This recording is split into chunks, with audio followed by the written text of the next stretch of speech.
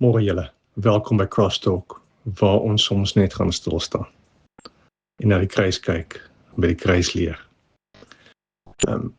Ek is steeds besig met Handelinge 2, of miskien moet ek dit andersom sê, Handelinge 2 is steeds besig met my.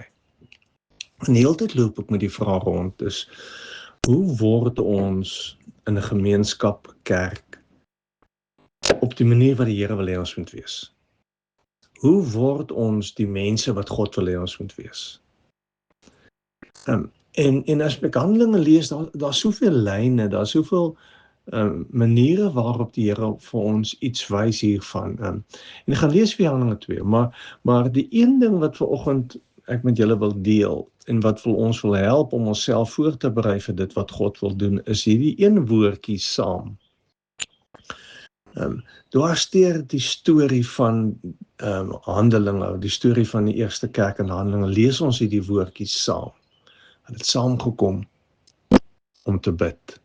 Nadat Jesus opgevaar het, is hulle terug Jerusalem toe, en hulle het saamgekom en aanhou bid.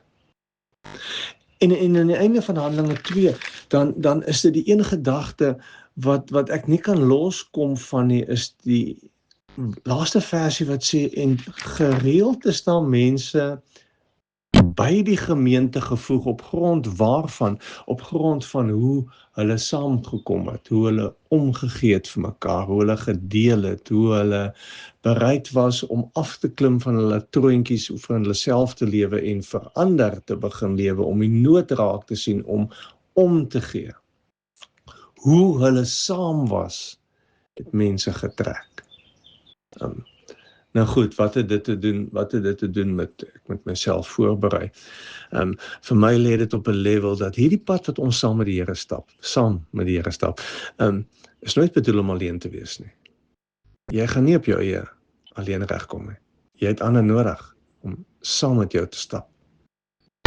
So, as ek vanoggend vir jou wil challenge om jou hart voor te berei, dan is die vraag, saam met wie stap jy? Vir wie bid jy? Wie is die ouens wat jy voor omgee? Dis in ons saamwees, dat ons iets vertel van wat ons glo hierdie God is en hierdie Here kan doen. So bid daarvoor, maak jou hart oop vir ander, om saam met jou op hierdie journey te wees. Mooi loop.